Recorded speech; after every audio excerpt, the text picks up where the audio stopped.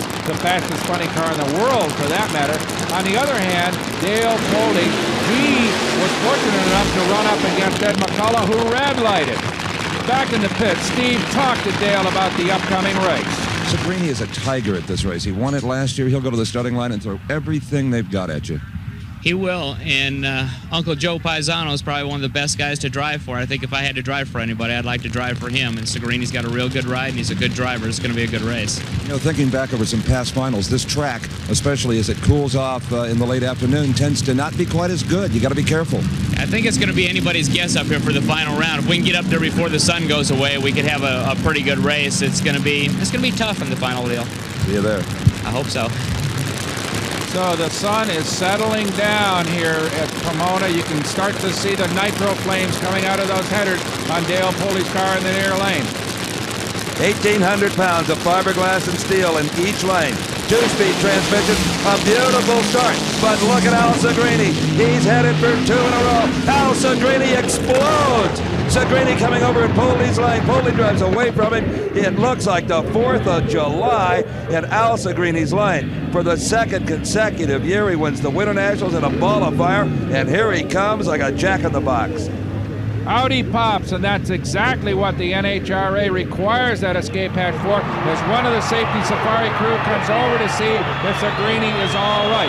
He apparently is. He is a winner here at the Winternationals. He got his car owner the Oscar that he had hoped for. I think right now Al Segrini is thinking more about the two of these drivers being okay than he is about any victory. That may not have sunk in yet, but boy, did the crowd roar when they saw Al Segrini come out of that car unharmed. Let's look at it one more time. Segrini does have the race in hand, actually, before the big explosion. As you can see, there he goes into the lights, and that giant shower of sparks. It looks as if an engine goes, but in fact, it is probably a clutch that explodes in that automobile that catches partly.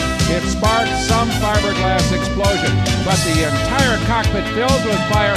Fortunately, the driver is encased in a fire suit that saved his life. So for the second year in a row, a flaming final round victory, Al Segrini. Well, it's getting crazy, isn't it, huh? Same as last year, repeat. You know, we had problems just before we pushed out with the clutch, and I said to Joe, something wrong in the bell housing.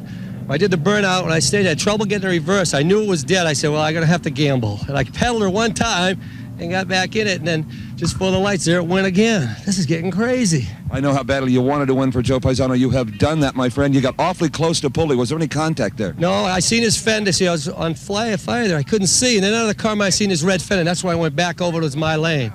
All right, let's clear this area. We got more cars coming down. Congratulations again. Thanks, Steven. All right, he does it. Second year in a row for Al Segrini. Now, the question is, can this man, Gary Ormsby, repeat as well in Top Fuel?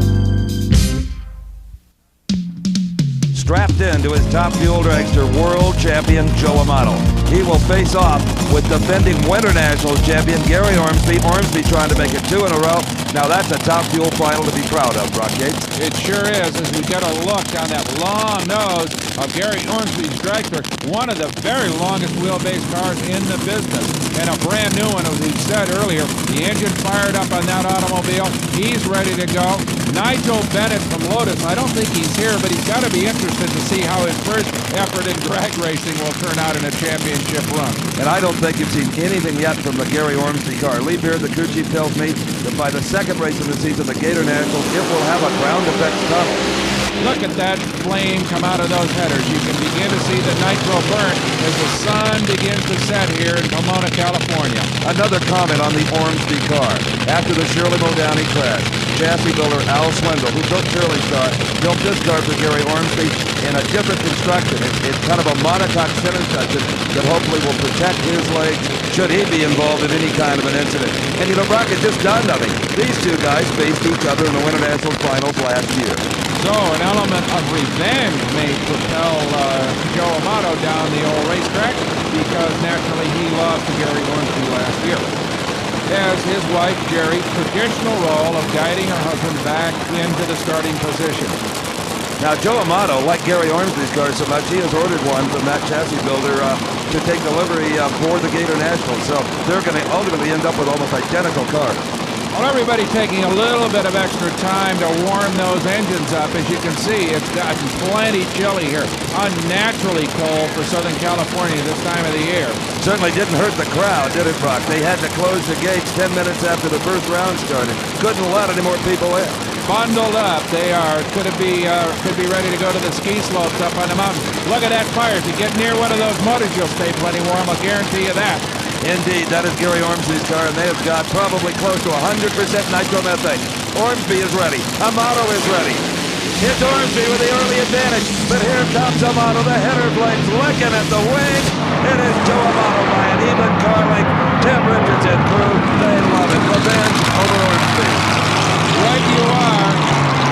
Joe Amato turns the tables on Gary Ormsby, a 5:55, a solid 261 miles an hour to win it.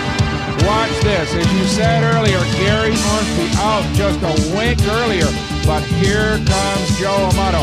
Raw horsepower, a perfect straight drive down this Pomona quarter mile to drive in on to victory. It was a textbook run by both men, but it was a question of raw horsepower on the part of Joe Amato that brought him his first Winternationals win. What a day, says Joe Amato as he climbs out of the beautiful candy apple red top fuel dragster. The reigning world champion looks back at the engine, a little oil, but at this point, who cares? Well, we're better than last year. Last year we blew 3 motors up here. Only one this year. Yeah, boy. That's Tim Richards, and I'd like to thank all the guys that helped me. Boy, they did a dynamite job. My crew, you know, we came out, we blew everything apart. You were over there watching us. We had to go from scratch and build an injector, and you know, it's a credit to the crew, and they just did a dynamite job, you know. And I didn't let them down and get a good light on them. I think I left on them, and it was a close race. Seldom, when you have to thrash that hard and change engines, does it pay off, as you well know. But it certainly did for you. Well, it's the old theory. If you have your act organized, you can come back from disaster and win, and that's what a true champion's made out of. A great start on defending the title. Joe Amato wins the Winternational. Sounds good, doesn't it? Yeah, it does. I see it on TV. Thank you. Well, Joe, you were one of the stars here today. As you win top fuel, Joe Amato, Al Segrini, winner in funny car, pro stock, title goes to Bob Gooden. I'm Brock Gates, along with Steve Evans and Ed Bruce. Thanks for joining us today at Pomona, California for the 25th running of the NHRA Winternationals. The executive producer for American Sports Cavalcade is Harvey M. Palish. Produced and directed by John B. Mullen. Promotional consideration provided for and a fee paid by the Style Auto World Championship Team, the nation's premier source of fast lane fashion. Style Auto, the champion's choice for the style of your life.